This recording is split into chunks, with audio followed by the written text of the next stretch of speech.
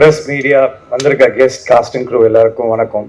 First of all எனக்கு மாரி Selvaraj sir வந்து பர்சனலாக தெரியாது, பேசினது கூட இல்லை. பட் அவர் இங்கேயும் அங்கேயும் ஓடி ஓடி வேலை பார்க்குறதெல்லாம் பார்க்கும்போது shows the love and respect you have for your master. எனக்கு ரொம்ப உங்கள் மேலே பர்சனலாக ஒரு கனெக்ட் வருது சார். அண்ட் இங்கே ஃபார் த ஃபர்ஸ்ட் டைம் இவங்க 3 பேரை ஒரே இடத்துல பார்க்கறதுக்கு அழகாக இருக்குது. Bala sir, Vetrimaaran sir, Mysskin sir, Ram sir. இதுல என்னன்னா இவங்க 3 பேரும் ரொம்ப ஸ்ட்ரிக்ட் ஆஃபீஸர்ஸ், ரொம்ப டெரரா அவங்களை பார்த்தாலே இருக்கும். அவர் பாருங்க, அவர் உட்காந்துருக்க போசே பாருங்களேன், ஒரு மாதிரி பெரம்பு வச்சுட்டு என்னடா பேசுறீங்கன்ற மாதிரி உட்காந்துருக்காரு.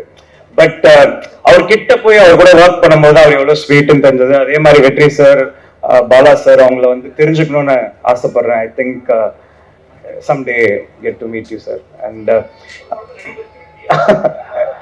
கண்டிப்பா ஐ திங்க் நிறைய பேர் அதை கேட்டுட்டு இருக்காங்கன்னு நினைக்கிறேன் sir. And coming to first Ram sir, அப்புறம் நான் படத்துக்கு வந்துடுறேன். ராம் சார் வந்து நான் காலேஜ் ஃபர்ஸ்ட் இயர் சேர்றதுக்கு முன்னாடி நான் போர்டிங் ஸ்கூல்ல படிச்சிருந்ததுனால படம் போயிடுச்சு. அதுக்கப்புறம் ஒரு லேப்டாப்ல வந்து ஒரு பஸ் டிராவல்ல நான் வந்து கட்டது தமிழ் படம் பார்த்தேன். என்னுடைய மோஸ்ட் ஃபேவரட் ஃபிலிம் அந்த படம். அதுல ஒரு கொஸ்டின் இருக்கும், அந்த நல்லா படிச்சு தமிழ் மீடியம்ல சேர்ந்துருப்பாரு, ஏன் தமிழ் மீடியம்ல சேர்ந்து அந்த கேள்வியும். அதுக்கப்புறம் அந்த ஐடி கம்பெனில அவர் பார்க்க போவார், அந்த 50,000 ரூபாய் சம்பளம் வாங்கிட்டு இருக்க ஃப்ரெண்ட். ஆனா ஒரு மக்கு இவன் வந்து, ஆனா நல்லா படிக்கிற பையன், ஆனா தமிழ் மீடியம்ன்றதுனால 8,000 ரூபாய் சம்பளம் வாங்கிட்டு இருப்பாருன்னு நினைக்கிறேன், தெரியல எக்ஸாக்டா. அந்த ஒரு ஆதங்கம், அந்த கேள்வி, அந்த ஒரு எப்படி நீ இப்படி இருக்க, எப்படி அதுல ஒரு பெரிய ஒரு விஷயம் இருக்கு. I think somewhere it is all an inspiration to dragon. அதுக்கப்புறமா இவங்க அஞ்சலி மேமோட நிஜமாதான் சொல்றியா அந்த டைலாக் வந்து ஒரு 10-15 மாடுலேஷன்ல அந்த படத்துல இருக்கும். ஐ திங்க் நம்ம ஏதோ நம்ம பாக்குற படங்கள்ல தானே நம்ம இன்ஸ்பயர் ஆகும். இப்போ உனக்கு சொன்னா புரியாது மச்சான்றது 10 இடத்துல வரும் ஓமக்கடல இல்ல, எல்லாம் வேற வேற மாடுலேஷன்ல. ஐ திங்க் நீங்க you know we all fell in love with you in while seeing கட்டது Tamil ma'am. Nice to see you. And இந்த so coming back to the படம், இந்த படம் எனக்கு பார்க்கறதுக்கு எது கிடைச்சது, என்னுடைய புரிதல் இந்த படத்துல வேற இருந்தது சார். ஃபர்ஸ்ட் வந்துட்டு நான் உலகத்துல எல்லா எக்ஸுக்கும் இந்த மாதிரி ஒரு ஹஸ்பண்ட் கிடைக்கணும்னு ஆசைப்படுறேன். அட்லீஸ்ட் என் எக்ஸுக்கு இந்த மாதிரி ஒரு ஹஸ்பண்ட் கிடைக்கணும்னு நான் கடவுளை வேண்டிக்கிறேன். ஸோ அது வந்து ரொம்ப ஆசையா இருக்கு, அது ஒண்ணு. அதுக்கப்புறமா இந்த சன்ஃபிளவர் வர சீக்வன்ஸ் தான் இந்த படத்தோடைய மோஸ்ட் ஃபேவரட் சீக்வன்ஸ். எனக்கு ரொம்ப அழகான சீக்வன்ஸ். அதாவது ரொம்ப நார்மலைஸ் பண்ணிட்டாரு அந்த எக்ஸ் விஷயத்த, ரொம்ப அழகா நார்மலைஸ் பண்ணிட்டாரு. அப்புறம் எல்லாரும் இந்த குட்டி பையன் வந்து பயங்கர டார்ச்சர். எனக்கெல்லாம் வந்து அப்பா நிலையில கல்யாணம் ஆகல அப்படின்ற ஃபீலும், இந்த பாலாஜி சக்திவேல் சாரை போட்டு அவன் ஒரு கொட்டிட்டு போவான் அந்த சீன்ல. அந்த மாதிரி யாராவது அவனை கொட்டி அடங்குங்களடா படம் முடிஞ்சிடும் அப்படின்ற ஃபீலும் எனக்கு வந்துச்சு அந்த படம் பார்க்கும்போது. பட் ஆனா இவரு அவங்களை ஹேண்டில் பண்ற விதம் இருக்குல்ல, அதை பார்க்கும்போது ரொம்ப மென்மையா இல்லப்பா அன்பு அப்படின்னு சொல்லிட்டு, சரி ஓகே இப்படிதான் இருக்கும் போல இருக்கு, தேங்க் காட்னு சொல்றதா நல்ல வேலை அப்படின்ட்டு. பட் அந்த மாதிரி ஒரு அனாயிங் சைல்டா தான் நான் இருந்திருக்கேன். அதனால என்ன தூக்கி போர்டிங் ஸ்கூல்ல போட்டாங்க 8-9 வருஷம் படுறா அப்படின்னு சொல்லிட்டு. ஸோ மிர்ச்சி சிவா சார் வந்து இப்ப எப்படி ராம் சார் வந்து சீரியஸ் படம் எடுக்கிறாரு அப்படின்னு சொல்றாங்க, ஆக்சுவலா கிடையாது. எனக்கு கட்டது தமிழ்ல அந்த கேமரா ரெக்கார்ட் பண்ணிட்டு கருணாஸ் கேரக்டர் வரும். ஐ திங்க் அதுல இருக்கிற ஹியூமர் விட எதுலையுமே கிடையாது. அந்த பயப்படுறது, அந்த சிச்சுவேஷன் பயங்கரமா இருக்கும். அதே மாதிரி சாரோட மிர்ச்சி சிவா சார் வந்து திடீர்னு அப்படின்னு ஃபீல் பண்ணும்போது நிஜமா ஃபீல் பண்றாரா, இந்த ஃபீல்லாம் வந்தது. பட் ஆனா ஏன் ராம் சார் அதை காஸ்ட் பண்ணிருக்காருன்னா, நம்மளுக்கே தெரியாம இவர் ரொம்ப நல்லவர், ரொம்ப எம்பத்தட்டிக் ஒரு ஃபாதர். இவர் முரட்டான ஃபாதர்லாம் இல்ல, முரட்டான ஃபாதர்.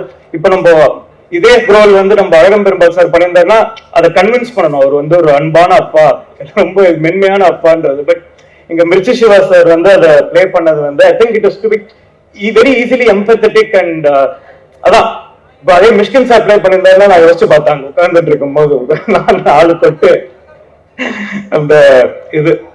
சோ அது ஒண்ணு.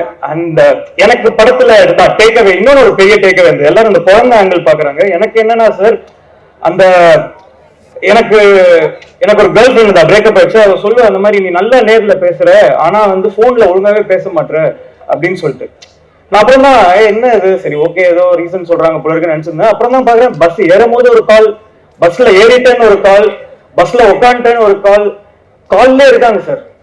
அது செக் பண்றாங்களா இல்ல நிஜமாலே இது பண்ணிக்கிறாங்களா? ஓ இதுதான் ரிலேஷன்ஷிப், இதுதான் ஹஸ்பண்ட் ஒய்ஃப் போல, அப்டேட் பண்ணினே இருக்கணும் போல இருக்கு, எங்க இருக்குன்னு. திடீர்னு ஒரே ஒரு இடத்துல போட்டு வீடியோ கால்ல வராங்க. அதான் அந்த சன்ஃபிளவர் சீக்வன்ஸ்ல அது வந்து செக் பண்றாங்களா யாரோட இருக்குன்றது, இல்ல அது ஒரு மாதிரி மேட்ச் பண்றாரு ராம் சார். அது என்ன மேட்ருன்னு தெரியல எனக்கு. சோ அது ஒண்ணு. சோ இது ஒரு ஹஸ்பண்ட் அண்ட் ஒய்ஃப் எப்படி ரிலேஷன்ஷிப் எப்படி இருக்கு, like how they given so much time to each other to make the relationship happen. அது ரொம்ப அழகா இருந்தது அவங்க ரெண்டு பேரோட சீக்வன்ஸ்ல. எனக்கு அது ஒரு இதுவா இருந்தது. அண்ட் நான் இந்த படத்துல இருந்து என்ன எடுத்துட்டு போறேன் அப்படின்றது, அந்த வாத்து முட்டையில டைனோசர் இருக்குமா அப்படின்ற அந்த கேள்விதான் எனக்கு படமா தெரிஞ்சது. வாத்து முட்டையில டைனோசர் வருமானா வராது, அவ்வளவுதான், கதை ஓவர். பட் அந்த வாத்து முட்டையில டைனோசர் வரும்ன்ற அந்த நம்பிக்கை, வரலாமே அப்படின்ற அந்த ஒரு ஆஸ்பிரேஷன் தான் நம்ம லைஃபே நவுத்துது நான் நம்புறேன். அதுதான் நான் இந்த படத்தை விட்டு எடுத்துட்டு போறதா நினைக்கிறேன். And thanks for inviting and lovely to see all of you. And என்னை கூப்பிட்டதுக்கு, இங்க இருக்கிறவங்க எல்லாரையும் பார்த்ததுக்கு ரொம்ப ரொம்ப நன்றி. தேங்க்யூ. எல்லாருக்கும் வணக்கம். ராம் சார் சொல்லுவாரு movie making it self a therapy அப்படின்னு. ஆனா எனக்கு இந்த படமே ஒரு பெரிய தெரப்பி மாதிரி தான் இருக்கு. உங்களுக்கு எவ்வளவு பெரிய பிரச்சனை இருந்தாலும் அது எப்படி இந்த படம் பார்க்கும்போது இருக்கும்னா, சிவா சார் ஓட்டுற பைக் மாதிரி தான் இருக்கும். ரெண்டு சைடும் அந்த மூட்டையில வச்சுட்டு, அந்த பிரச்சனைகள்ன்ற மூட்டையை வச்சுட்டு போகும்போது நடுவில் ஒரு பாப்கார்ன் வரும், அதை அப்படியே பிடிச்சி வாயில போட்டு போற மாதிரி ஜாலியானதா இருக்கும். அப்புறம் அஞ்சலி மாதிரி ஒரு கிரஸுக்கு பூ கொடுக்குற மாதிரியான ஒரு ஒரு தருணங்கள் நிறைய இருக்கும். அப்புறம் கிரேஸ் ஆண்டனி மேம் வந்து அந்த ஸ்ட்ரெஸ் இறக்குறதுக்காக ஒரு டான்ஸ் ஆடுவாங்க. எல்லாரும் சிவா சாரோட டான்ஸ் சொன்னாங்க. அவங்க டான்ஸ் வந்து ரொம்ப பிரமாதமானதா இருந்தது. அப்புறம் அந்த இன்னசென்ஸ் ஆஃப் அஞ்சு வர்கீஸ் சார், அதெல்லாம் வந்து ஒரு அற்புதமான தருணங்களின் தொகுப்பா தான் அந்த படம் இருந்தது. எல்லாருக்கும் இது வந்து ஒரு தெரப்பி மாதிரி தான் இருக்கும்னு நம்புறேன். வாழ்த்துக்கள். நன்றி. Thank you so much. Thank you. Yes Nithilan sir, நீங்க ஸ்டார்ட் பண்ணலாம். நித்தில் anyone?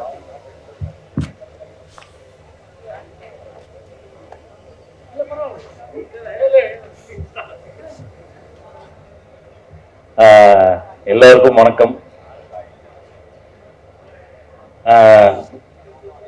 ஆக்சுவலா வந்து நான் ஒரு எக்ஸ்ட்ரீம்லி பெசிமிஸ்டான ஒரு ஆள். எனக்கு நிறைய ஃப்ரெண்ட்ஸ் வந்து ஒரு புக் ஒன்று சஜஸ்ட் பண்ணாங்க, யூட்டோபியா ஃபார் ரியலிஸ்ட்னு சொல்லிட்டு ஒரு புக், ரட்கர் பிரெக்டன் ஒரு புக்கு. அந்த புக்கோட ப்ரீஃபேஸ் ஓபன் பண்ணி படிச்சு பார்த்துட்டு என்னடா பெரிய புக் அப்படின்னு சொல்லிட்டு ஓரமாத்துக்கு வச்சுட்டேன். ஏன்னா பேசிக்லி உலகம் ரொம்ப கடுமையான ஒரு உலகம். சுத்தி இருக்க மனிதர்கள் எல்லாருமே வந்துட்டு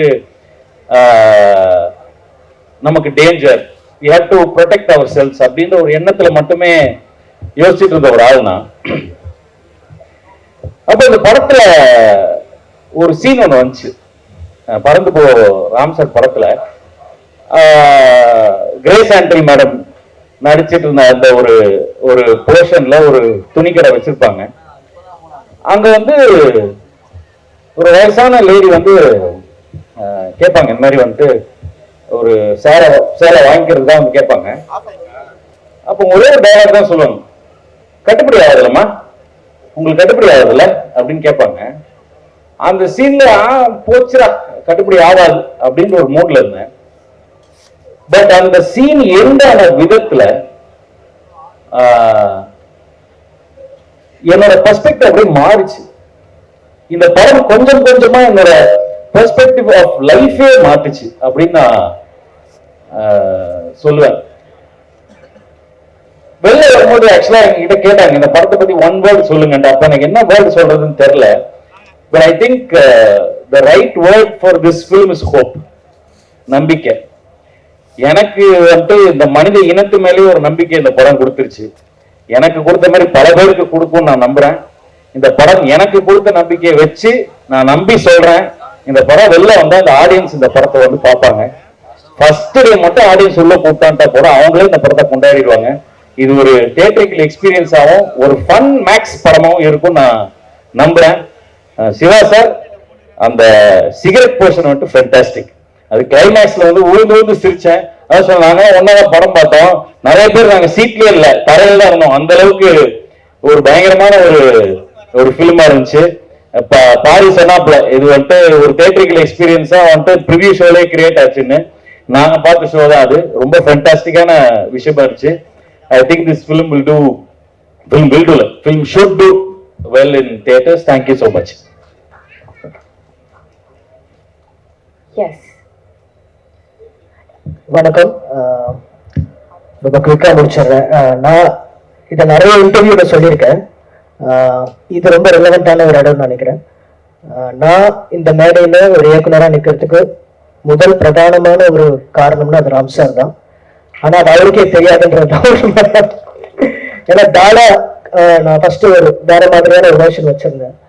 ரொம்ப சீரியஸாக இன்டென்ஸாக ஒரு ஒரு ஒரு வேர்ஷன் வச்சிருந்தேன். அதை ஒரு ப்ரொடியூசர் வந்து எனக்கு ராம் சார் கிட்ட சொல்ல சொன்னாங்க. நான் ராம் சார் வீட்டுக்கு போறேன். ராம் சார் வீட்டுக்கு போயிட்டு அந்த கதையை சொல்ல போறேன். ரொம்ப நர்வஸா போறேன். அவர் வீட்டுக்கு போறேன். அது வடப்பள்ளியில தான் இருக்கு. அது வீடு ஆஃபீஸான்னு எனக்கு தெரியல. ஆனா வீடு மாதிரி தான் இருந்துச்சு. அது வீடு தான். அது தோற்றம் எல்லாமே வீடு மாதிரி தான் இருந்தது. உள்ள போய் எனக்கு கதையை சொல்ல போனா அவர் வீட்டு வேலை பார்த்துட்டு இருந்தாரு. ஒரு 5 minutes அப்படின்னு சொல்லிட்டு என்னை உட்கார வச்சுட்டு எனக்கு கிட்ட போய் கதை சொல்றது எப்படி சொல்ல போறேன் என்ன இது அதை அவர் பார்த்துட்டு வாங்க போலாம் அப்படின்னு ரூம் கூட்டு போனாரு. கூட்டு உட்கார வச்சு ஃபர்ஸ்ட் என்கிட்ட சொன்னது, நீங்க என்ன சொன்னாலும் உங்க ப்ரொடியூசர் கிட்ட நான் நல்லா தான் இருக்குன்னு சொல்ல போறேன். ஸோ நீங்க பயப்படாம கதையை சொல்லுங்க அப்படின்னாரு. ஸோ நான் அப்படியே கொஞ்சம் திணறினேன். திடீர்னு என்னை பார்த்து தம் அடிச்சுட்டே சொல்லனாலும் சொல்லுங்க, ஒன்றும் பிரச்சனை அடிக்கிறீங்களான்னு கேட்டாரு என்கிட்ட. எனக்கு ஒன்றும் புரியல எப்படி சொல்றாருன்ட்டு. சரி சொல்லுங்க அப்படின்னாரு. ஒரு 2 மணி நேரம் என்கிட்ட கதையை கேட்டாரு. அப்போ அவருக்கு பேரன்பு படம் ரிலீஸ் ஆயிருக்கு. படத்தை நான் சொல்லி முடிச்சதுக்கு அப்புறம் பேரன்பு படத்துக்கும் நான் சொன்ன ஒரு கதைக்கும் ஒரு சின்ன ஒரு ஒற்றுமை இருந்துச்சு. அவர்கிட்ட சொன்னாரு, தம்பி நீ ஒரு படம் பண்ண ட்ரை பண்ற, ஆனா அது வந்து பேரன்புல நான் ட்ரை பண்ணிருக்கேன், எனக்கே ஒரு எவ்வளவு படம் பண்ண ஒரு டைரக்டருக்கு பேக் ஃபயர் ஆகுது, நீ செகண்ட் ஹாஃப் இப்படி சொல்லி பாரு இன்னும் நல்லா இருக்கும் அப்படின்னு சொல்லி எனக்கு ஒரு அட்வைஸ் கொடுத்து அனுப்பிச்சு விட்டாரு. நான் அதை கேட்டுட்டு போய் செகண்ட் ஹாஃபை மாத்தின அப்புறம் டாடா நடந்துச்சு. நான் ஒரு கதை கேட்டாரு அதெல்லாம் இல்லை. ஆனா ஒரு அசிஸ்டன்ட் டைரக்டர் இல்ல ஒரு மனுஷனா ஒரு பையன் வரான், அவனை எந்த விதத்துலயும் நான் பயமுத்திடக்கூடாது, அவனை கம்ஃபர்டபுளா பாத்துக்கணும் அப்படின்னு சொல்லி அவ்வளோ என்ன கம்ஃபர்டபுள் ஆக்கிறதுக்கு ஒரு எஃபர்ட் ஒன்று போட்டார். ரொம்ப நேரமா அதை பண்ணிட்டே இருந்தார். அதை ஒரு பண்ணவே தேவையில்லை. நான் இந்த படத்தை அப்படிதான் பாக்குறேன். இந்த படம் எனக்கு ஆரம்பிக்கும் போது ஒரு 10 நிமிஷம் வரைக்கும் எனக்கு என்னன்னு எனக்கு புரியல, என்ன பார்த்துட்டு இருக்கோன்னு எனக்கு புரியல. ஒரு ரஷ்ல வந்து உட்காருவோம் இந்த படத்தை பார்க்கும் போது, என்ன சொல்ல ட்ரை பண்றாரு என்ன ஏதுன்றப்போ எனக்கு நான் வீட்டுக்கு போன ஞாபகம் வந்துருச்சு. இது குழந்தைகளுக்கான படம் இல்லை. ராம் சார் நம்மளையெல்லாம் குழந்தைகளாம் நினைச்சு ஒரு பெட் டைம் ஸ்டோரி சொல்லியிருக்காரு. அதுதான் இந்த படம். நான் அப்படிதான் அதை புரிஞ்சுக்கிறேன் இந்த படத்தை. ஸோ ரொம்ப இயல்பா ரொம்ப அழகா லைஃபை பத்தி அந்த அந்த அந்த ஒரு டிராவல் எவ்வளவு பிரச்சனைகளோட நம்ம உள்ள போனாலும் கொஞ்சம் அமைதியாருன்னு சொல்லி நம்ம பேசிஃபை பண்ணி உட்கார வச்சு ஒரு அழகான ஒரு கதையை சொல்லியிருக்காருன்னு நம்புறேன்.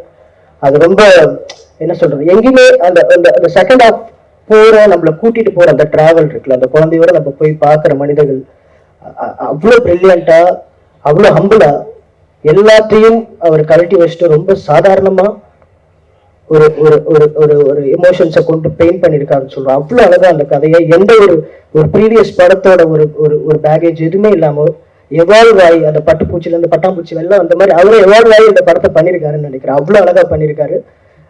அன்னைக்கு நைட் நல்லா தூங்கினேன், அதெல்லாம் சொல்ல முடியும். அதே மாதிரி நடிச்சவங்களை பத்தி கண்டிப்பா சொல்லணும். சிவா சார் நிறைய பேர் வந்து அது காமெடின்றது ரொம்ப சீரியஸான விஷயம் எல்லாருமே சொல்லிட்டே இருப்பாங்க. ஆக்சுவலி அது வந்து ஒரு டைம் பாம் மாதிரி காமெடி, அது கரெக்டா செட் பண்ணணும், அப்புறம் வெடிக்கும், கரெக்டா ரெடி புஷ்ன்னு ஆயிடும். ஸோ அதை பண்ற யாருமே ஒரு சீரியஸான ஆட்களாக தான் இருக்க முடியாது. சார்லி சாப்ளினா இருக்கட்டும், எவ்வளோ கொமெடியன்ஸா இருக்கட்டும், அவங்க எல்லாருமே ரொம்ப சீரியஸான ஆட்கள். அதே மாதிரி இளன் சொன்ன மாதிரி தான், நீங்க எங்க காலேஜுக்கும் கெஸ்டா வந்திருக்கீங்க, லெவலாக ஒரு வாட்டி வந்தீங்க. அப்போ திடீர்னு நீங்க வந்து மெட்டாபிசிக்ஸ் என்னென்ன பேச ஆரம்பிச்சிட்டீங்க. நீங்க ஆமா உங்களை வந்து காமெடியான சொன்னோன்னா டென்ஷன் ஆயிட்டீங்க. ஆயிட்டு உங்களோட சீரியஸ் ஒரு ஃபேஸ் ஒரு 5 நிமிஷம் எங்களுக்குலாம் காமிச்சிங்க. பிளாஸ்ட் ஆச்சு கிளாப்ஸ். ஸோ அன்னைக்கே எனக்கு தெரியும் காலேஜ் படிக்கணும். நான் சொல்ல 2008-9 சொல்றேன் நான். ஸோ ரொம்ப ஹாப்பி சார், இந்த மாதிரி படங்கள் நீங்க பண்ணணும்னு நம்ம ரொம்ப ஆசைப்படுறோம். அப்பப்போ இந்த மாதிரி நீங்க ட்ரை பண்ணுங்க. Anjali ma'am is you're always you're wow, சூப்பரான படங்கள் பண்ணுங்க, ரொம்ப பெரிய fan ma'am. Grace Antony ma'am மலையாள படம் பார்த்துருக்கேன், welcome to Tamil industry. And Aju sir. So எல்லாருமே தேங்க்யூ ஃபார் திஸ் ஃபிலிம். நீங்க உங்க டைம் இந்த படத்துக்கு போட்டதுக்கு நாங்கள் தேங்க்ஸ் சொல்றோம். Thank you so much. இந்த நேரத்தில் சவரக்கதை திரைப்படத்தின் இயக்குனர் ஆதித்யா அவர்களை அன்போடு மேடை கழிக்கிறோம். எல்லாருக்கும் வணக்கம். இங்க வந்து பேசுறது ரொம்ப சந்தோஷமா இருக்கு. பிகாஸ் ராம் சார் எல்லாரும் மாதிரி எனக்கு ரொம்ப பிடிச்ச தமிழ் இயக்குநர்கள்ல ரொம்ப பிடிச்ச director Ram sir. Assistant director try பண்ணிட்டு இருக்கும்போது நிறைய இயக்குநர்களை வந்து அவங்க ஆஃபீஸில் வீட்டில் போய் எப்படியாச்சும் பார்த்துடணும், வாய்ப்பு கேட்டணும்னு சொல்லி அழிஞ்சிட்டே இருப்போம். அது மேக்ஸிமம் பார்க்க முடியாது. அந்த மாதிரி சமயத்தில் ஒரு நாள் வந்து காவிரிக்கு அந்த டீ கடையில் பார்த்தா ராம் சார் தம் அடிச்சு டீ சாப்பிட்டுட்டு இருக்காரு. இவ்வளோ பெரிய ஆள் ரொம்ப யதார்த்தமாக இருக்காருன்னு சொல்லி கிட்ட போய் பேச ஆரம்பித்தேன். வாப்பா டீ சாப்பிட்றியா அப்படின்னு சொன்னார். பேசிட்டு அப்புறம் என்னை அறிமுகப்படுத்திக்கிட்டேன். அப்புறம் சார் உங்கள் நம்பர் கிடைக்குமா அப்படின்னு சொல்லி கேட்டேன். எடுத்துக்கப்பா அப்படின்னு நம்பர் கொடுத்துட்டாரு. எனக்கு ஒரு மாதிரி நம்பர் தான் வேணாம் அப்படின்னு சொல்லி அங்கேயே மிஸ்டிகாலார் கொடுத்து பார்த்து ஆரோக்கியம் இல்லை. ரொம்ப சந்தோஷமா இருக்கு. இப்போ நான் ஒரு படம் பண்ணியிருக்கேன், 2 படம் பண்ணியிருக்கேன். என்னைக்காச்சும் வந்து நம்ம மனசுக்குள்ள ஒரு மெதப்பா இருக்கும், ஒரு திமிரா நம்ம ஒரு டைரக்டர் அப்படின்ற மாதிரி. அப்போ ராம் சார் வந்து நங்கு மண்டல் கூட்டிட்டு போற மாதிரி எனக்கு தோணும். Thank you so much Ram sir. பறந்தப்போ வந்து ரொம்ப ரொம்ப எளிமையான ஒரு படம். அந்த எளிமை தான் அந்த படத்தோட பெரிய பலமா நான் நினைக்கிறேன். எளிமையா படம் பண்ணுறது ஈஸியும் கிடையாது. எளிமை இந்த படம் பார்க்கும்போது எளிமையானா ஓகே ஏழை கஷ்டம் ரொம்ப சாதாரணமா இருக்காரு இதுதான் எளிமைன்னு நினைச்சிருந்தேன். அப்படிலாம் இல்லை. எளிமைக்கும் பணத்துக்கும் சம்மந்தமே இல்லை. எளிமையா இருக்கிறது ஆட்டிடியூட் அப்படின்றது இந்த படம் மூலியமா நான் தெரிஞ்சுக்கிட்டேன். நான் பார்த்த ராம் சார்ல அதிகமாக சிரிச்ச படம் இந்த படம் தான். படம் ஸ்டார்ட் ஆகி குழந்தைகள் நம்ம எப்படி வளர்க்கணும் அப்படின்னு படம் ஸ்டார்ட் ஆகுது. படம் முடியும் போது குழந்தைகிட்ட நம்ம என்ன கத்துக்கணும்ன்ற மாதிரி படம் முடியுது. எனக்கு இது ரொம்ப இந்த ஐடியா ரொம்ப பிடிச்சிருந்தது. தேங்க்யூ. படத்துல ஒர்க் பண்ண சிவா பிரதர், இந்த மாதிரி பார்க்கறது ரொம்ப புதுசா இருக்கு பிரதர். அண்ட் கிரேஸ் ஆண்டனி அவங்களோட கும்லா நேச்சர் ரொம்ப பிடிச்ச படங்கள்ல வந்து அஞ்சலி மேம். எல்லாருக்கும் இந்த படத்தில் அசோசியேட் ஆன எல்லாருக்கும் என்னோட வாழ்த்துக்கள். Thank you so much.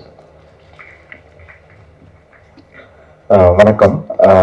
நான் வந்து ராம் சார் வந்து எனக்கு அண்ணன் தான். நான் அடிக்கடி எங்கள் ஆஃபீஸ்க்கு வருவார் அண்ணன்.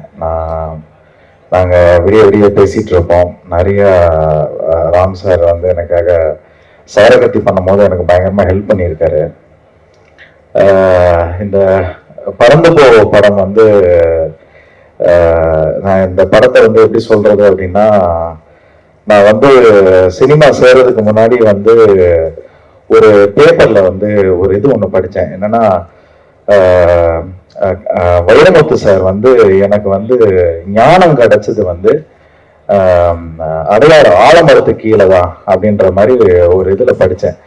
இந்த ஆலமரத்தை நான் எப்படியாவது போய் பார்க்கணும் அப்படின்னு சொல்லிட்டு என்ன பண்றேன், காலையில ஒரு 9 மணிக்கு பஸ் ஸ்டாண்ட்ல போயிட்டு நிக்கிறேன். ஒரு அடையாறு பஸ் 23C ஒரு இதுக்கு. அப்ப ஒருத்தர்கிட்ட கேட்கிறேன், சார் இங்க அடையாறு ஆலமரத்துக்கு இருக்கேன். சரி, அடையாறு ஆலமரத்துக்கு எங்கப்பா போனோம் பக்கத்துல அப்படின்னு கேட்டாரு. இல்ல சார், அடையாறு ஆலமரத்துக்கு தான் சார் நான் போனோம் அப்படின்னேன். யோ, அவன் எல்லாரும் வேலைக்கு போய்கிட்டு இருக்கான், நீ எதுக்கே ஆலமரத்துக்கு போற அப்படின்னு கேட்டான். என்ன பயங்கரமா திட்டினாரு. ஆனா நான் அந்த ஆலமரத்துக்கு போயிட்டு அதனாலதான் நான் இங்க நிக்கிறேன். So thank you so much. இது ஒரு அருமையான படம். தேங்க்யூ ராமண்ணா.